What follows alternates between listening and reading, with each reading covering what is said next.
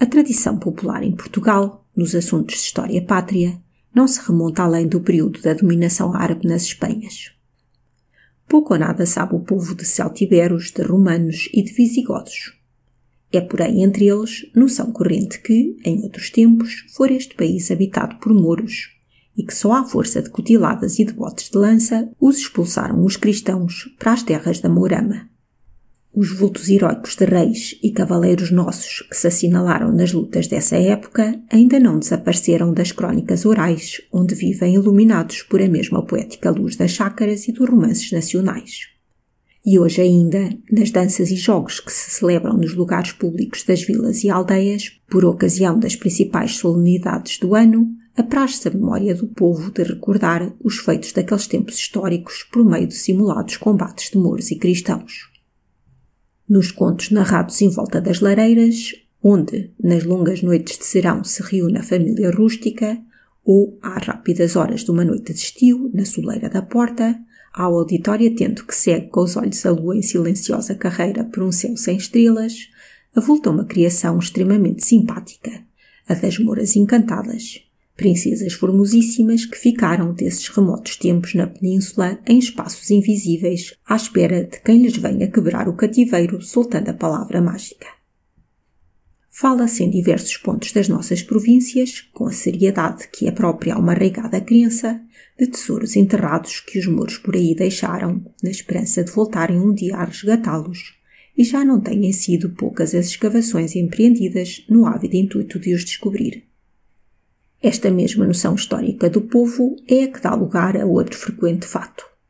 Quando, no centro de qualquer aldeia, se eleva um palácio, um solar de família, distinto dos edifícios comuns por uma qualquer particularidade arquitetónica mais saliente, ouvireis no sítio designá-los por nome de casa mourisca.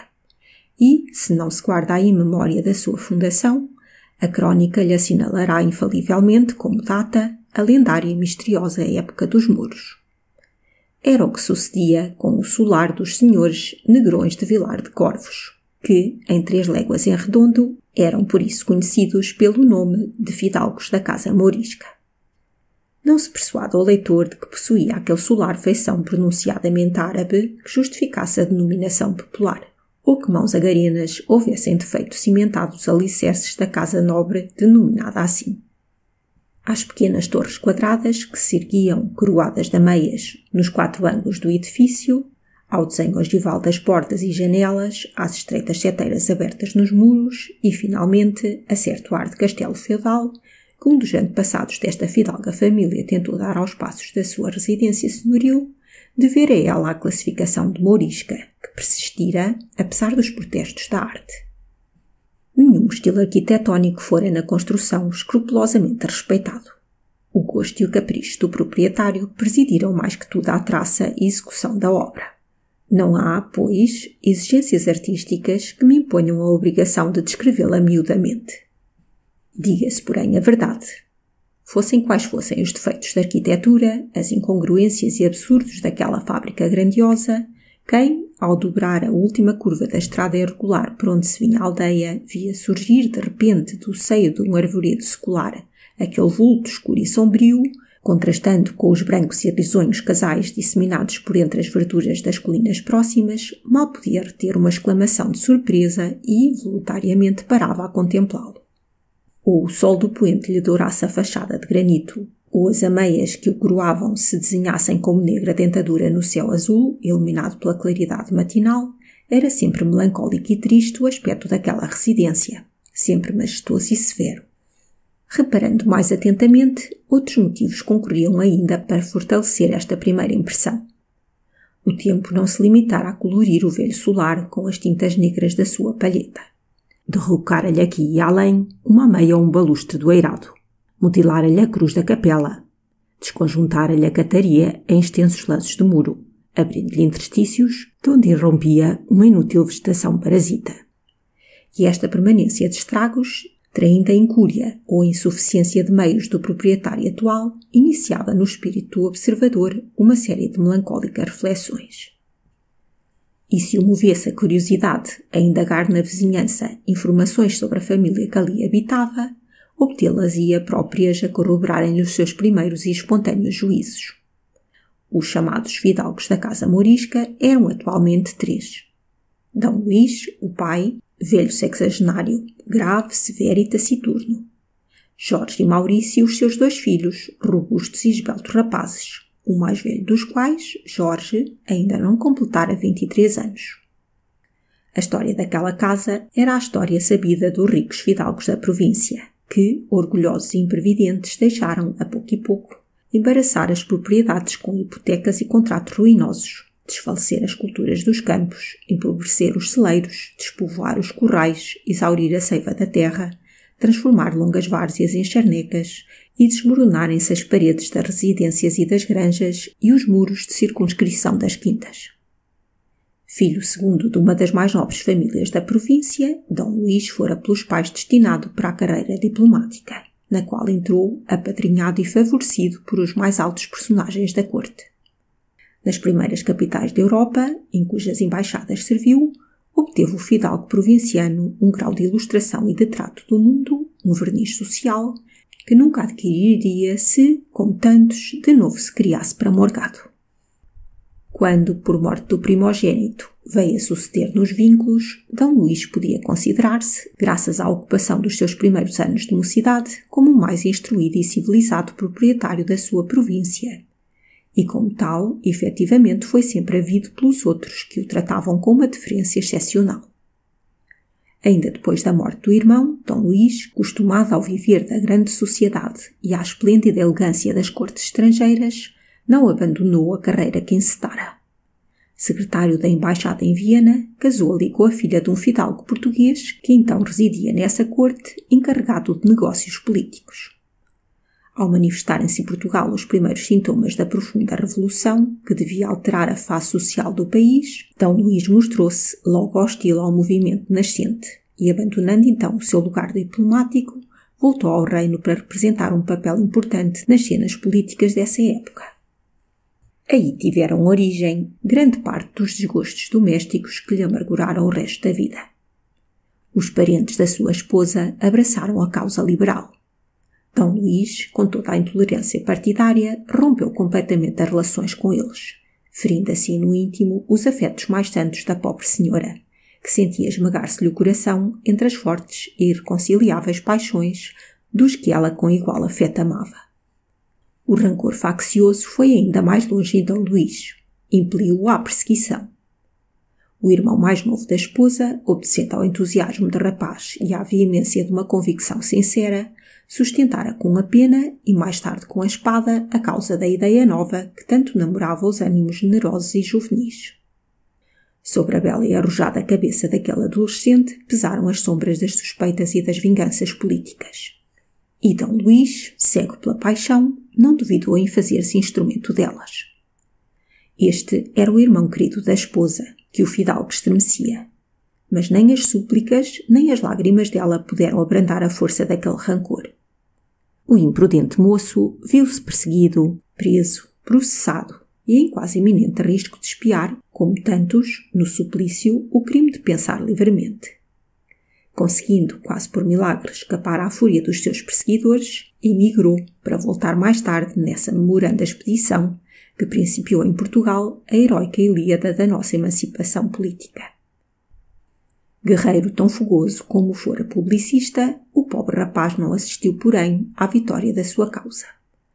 Ao raiar da aurora liberal, porque tanto anelava, caiu numa das últimas e mais disputadas refregas daquela sanguinolenta luta, crivado de balas inimigas, sendo a sua última voz um grito de entusiasmo pela grande ideia, em cujo martírio lógico se ia inscrever o seu nome. A morte deste entusiasta levou o luto e a tristeza ao solar de D. Luís. O coração amorável e extremoso da infeliz senhora recebeu, então, um golpe decisivo. Das consequências daquela dor, nunca mais podia ela convalescer. A sua vida foi depois toda para o luto e para as lágrimas. Fez-se a paz e implantou-se no país a árvore da liberdade. D. Luís deixou então a vida da corte e veio encerrar no canto da província os seus suspeitos, os seus ódios e os seus desalentos. Trouxe consigo um enxame de misantropos a quem o sol da liberdade igualmente incomodava e que tinham resolvido pedir à natureza conforto contra os supostos delitos da humanidade. O solar do fidalgo transformou-se, pois, em asilo de muitos correligionários, como ele desgostosos e irreconciliáveis com a nova organização social. Instituiu-se ali uma pequena corte na aldeia, uma espécie de assembleia ou conventículo político que não poucas vezes atraiu as vistas dos liberais desconfiados e as ameaças dos mais insofridos. Havia ali homens de todas as condições e alguns de ilustração e de ciência. A hospitalidade do fidalgo era magnífica. D. Luís mostrava ignorar ou não querer saber qual o preço por que ela lhe ficava. Indiferente a tudo, dir-se-ia ele também à ruína da sua própria casa que apressava assim. A vitória da causa contrária, a morte, em curtos intervalos, de 3 filhos que parecia caírem vítimas de uma sentença fatal, o receio pela vida dos outros, a tristeza e doença progressiva da esposa, a quem aqueles ódios e lutas tinham despedaçado o coração, às vezes uma vaga consciência da sua situação precária, e porventura ainda remorsos pelas violências a que os ódios políticos o impeliam, quebrantaram o caráter, outrora varonil, daquele homem que desde então começou a tornar-se taciturno e descoroçoado.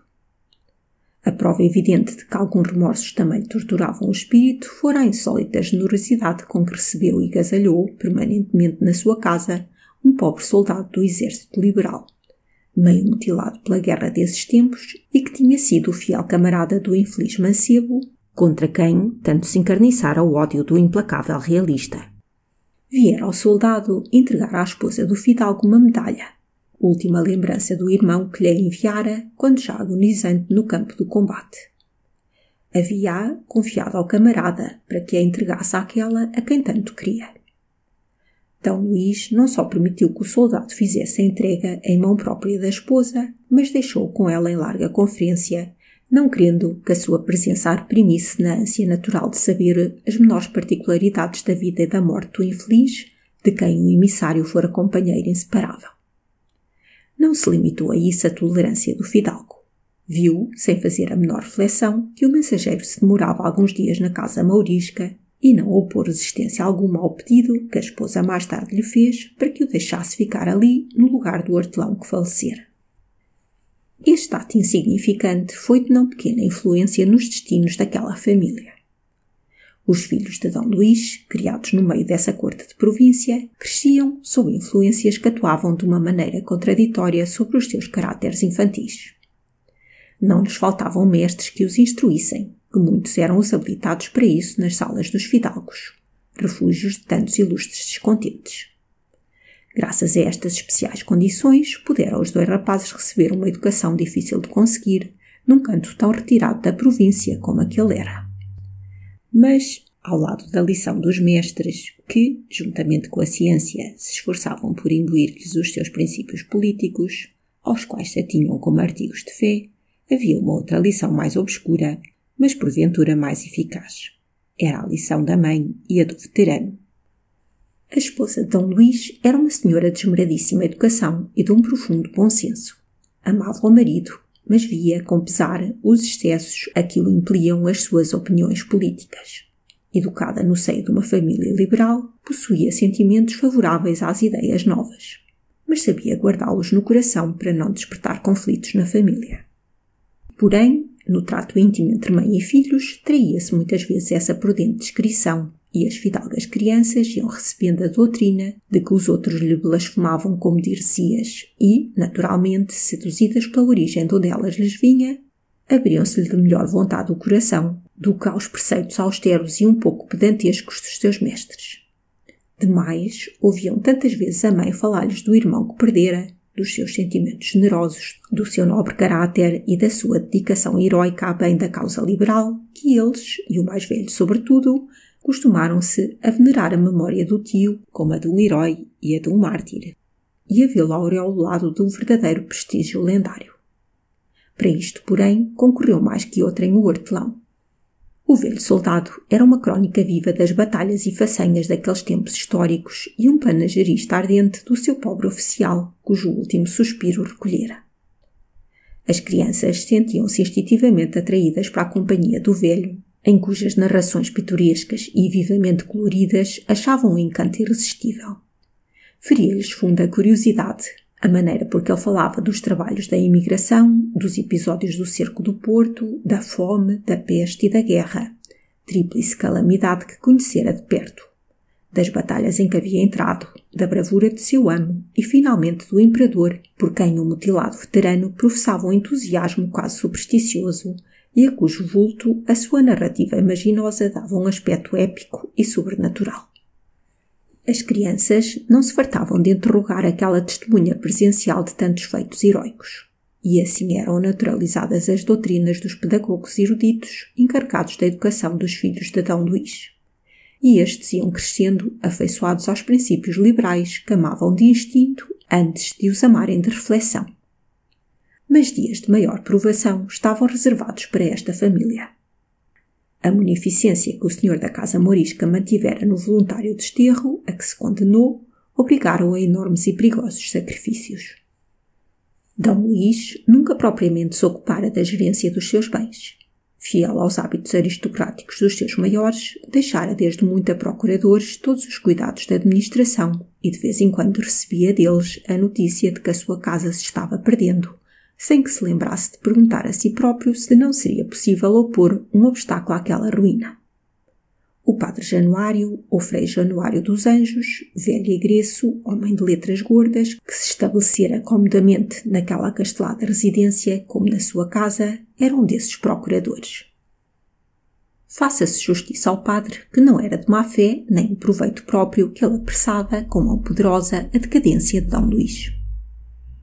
Mas, homem de curtas faculdades e de nenhum expediente financeiro, se obtinha capitais para o seu constituinte, nas crises mais apertadas, era sempre sob condições de tal natureza que deixava de cada vez mais onerada a propriedade e mais irremediável o triste futuro dela.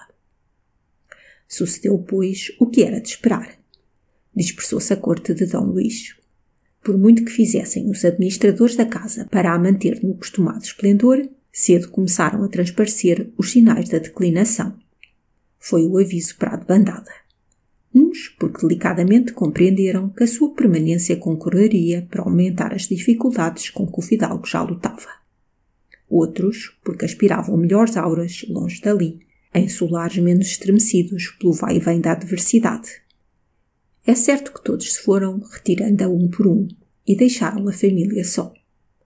Aumentou com este isolamento a taciturnidade do fidalgo.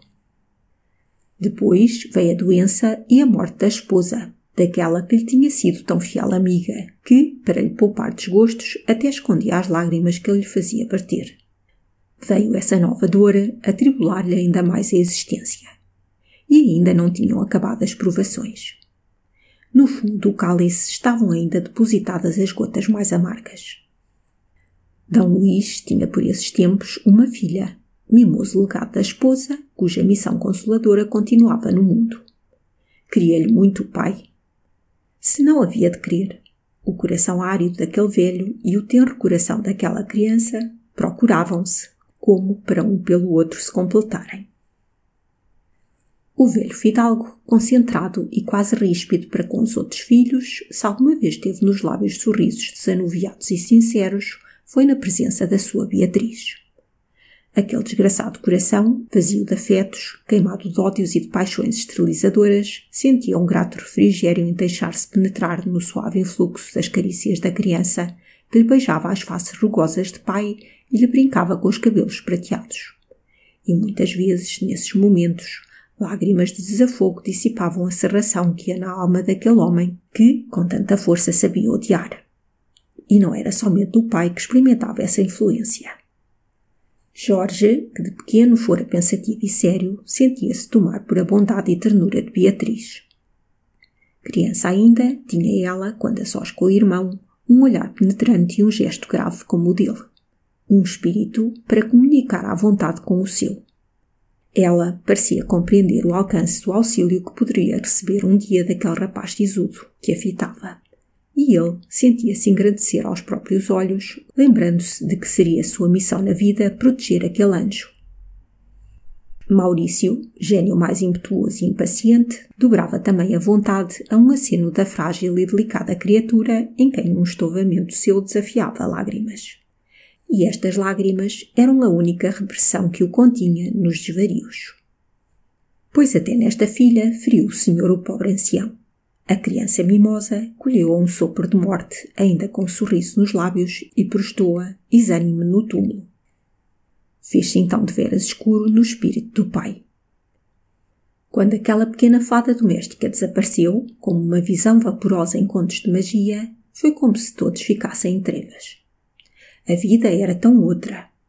O ente que absorvia os instantes daqueles 3 homens, a quem todos 3 tributavam os seus mais puros afetos e os seus pensamentos mais constantes, desaparecera, e eles olhavam-se assustados, meios loucos, como se de súbito se lhe tivesse apagado a luz que os iluminava. Sentiam a indecisão do homem a quem no meio da estrada fulmina a inesperada cegueira. Passada a violência da primeira dor, em todos ficou a saudade, negra e concentrada em Dom Luís, melancólica em Jorge, expansiva e veemente em Maurício. E para todos o nome de Beatriz, a recordação dos seus gestos, das suas palavras, era um talismã cuja eficácia nunca se desmentia. A alma daquele anjo assistia ainda à família que a chorava e à sua misteriosa direção obedeciam todos sem o perceberem. Morta aos 16 anos, Beatriz vivia ainda nos lugares que habitara. Há entes assim, cuja influência póstuma lhes dá uma quase imortalidade, à maneira de luz sideral que continua a cintilar para nós depois de aniquilado o foco que a emitia. O padre Januário tornou-se desde então a criatura indispensável e a companhia exclusiva de D. Luís, que via nele o único representante da sua antiga corte. Acérrimo partidário do regime absoluto, apesar de não lhe ser possível enfeixar 2 argumentos sérios em defesa dele, o padre Januário passava a vida aproveitando as mais ridículas oportunidades para premissas dos seus corolários antiliberais, artifício com que lisonjeava as paixões do seu ilustre amo e patrono, e mantinha nele o fogo sagrado. O padre achava-se bem naquela vida monótona que exercia sobre si os mais notáveis efeitos analéticos. Podia dizer-se que ele dividia ali o tempo entre 2 ocupações exclusivas: comer e esperar com impaciência as horas da comida. Uma única circunstância assombrava os dias do padre. Era a presença na casa mourisca do hortelão em que falámos e que mantinha com ele uma aberta hostilidade. Frei Januário exasperava-se sempre que o ouvia falar no imperador e no cerco e nos voluntários da rainha e na carta, com o entusiasmo e a ênfase de um soldado daqueles tempos. Por vezes rompiam ambos em cenas violentas. Por vezes o capelão ia aconselhar ao fidalgo a demissão daquele homem que ameaçava infectar de liberalismo a família inteira. D. Luís, porém, apesar de nunca falar com o hortelão, não atendia nestas reclamações ao padre. Conservando no seu serviço o veterano, satisfazia a um pedido da esposa e não teria coragem para fazer o contrário. Assim perpetuavam-se os conflitos entre os dois, porque nem o procurador suportava as rudes franquezas do soldado, nem este os remoques encapotados do procurador. Tal era a situação da família da casa mourisca na época em que vai procurá-la a nossa narração. Já se vê quão mal assegurado andava o futuro dos 2 jovens filhos de D. Luís. A educação que eles tinham recebido não tendera a fim algum prático. D. Luís não podia sofrer a ideia de dar aos seus filhos uma profissão. A nobre carreira das armas, que mais lhes conviria, estava-lhes fechada pelas últimas evoluções políticas. Os descendentes dos ultramonárquicos negrões de Vilar dos Corvos não eram para se assalariarem em defesa dos princípios e das instituições que abalaram os velhos tronos firmados no direito divino. Nobre era também a carreira eclesiástica, que muitos dos seus antepassados tinham trilhado, apoiados no báculo episcopal. Mas se D. Luís estava persuadido que já não havia religião nestes territórios de antigos crentes, e se Frei Januário teimava, ensinado pelo malogro de longas pretensões às honras de umas meias vermelhas, que só se adiantava nas falanges do clero de quem fosse pedreiro livre. Assim, pois, os jovens descendentes do velho realista passavam o tempo cavalgando e caçando nas imediações e fruindo em santo ócio uma vida cujos espinhos todos procuravam ocultar-lhes. Caminhavam por estradas de rosas para um fundo precipício, de onde lhes desviavam as vistas. Deve, porém, dizer-se que não caminhavam ambos igualmente desprevenidos, porque de criança era diverso o caráter dos dois e de dia para dia mais a diferença se pronunciava. Jorge, na infância como na juventude, fora sempre grave e refletido. Nos brinquedos, tomava para si o desempenho de um papel sério. Era o pai, o mestre, o comandante, o médico, o padre, tudo aquilo que o obrigasse a um porte sisudo e a uma gravidade de homem. Adolescente, nunca raparigas do lugar lhe ouviram uma frase atrevida. Era sempre uma saudação afetuosa, casta e quase paternal a que lhes dirigia, ainda quando as encontrasse a sós nas veredas mais solitárias das Devesas ou Pinheirais. Elas habituaram-se àquela juvenil seriedade, saudavam-no como um velho, falavam dele com acatamento, certas de encontrarem naquele silencioso rapaz um protetor na ocasião precisa, mas nunca um namorado. E, contudo, a figura esbelta de Jorge, a varonil e inteligente expressão daquele rosto bem desenhado e um certo fulgor no olhar, que denunciava energia de caráter, obrigavam a desviar-se para o ver mais de um olhar feminino quando ele passava com um livro debaixo do braço ou a cavalo pelos caminhos do campo. As pessoas da índole de Jorge impõem uma espécie de estranho temor às mulheres que se afastam delas como de um ser misterioso, de onde lhes podem vir perigos desconhecidos. Maurício, pelo contrário, mal podia dizer de que idade encetar o seu primeiro amor com os brinquedos pueris, misturara já uns arremedos de galanteio e mais o competente cortejo de arrufos e de ciúmes. Desde então, nunca lhe andou o coração devoluto, ainda que também nunca tão tomado e absorvido por amores que o fizesse passar por qualquer beleza feminina sem uma lisonja e sem um sorriso. Era popularíssima das raparigas da aldeia.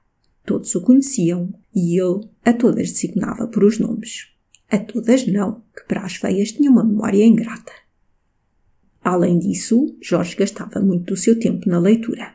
Era bem provida à livraria da casa.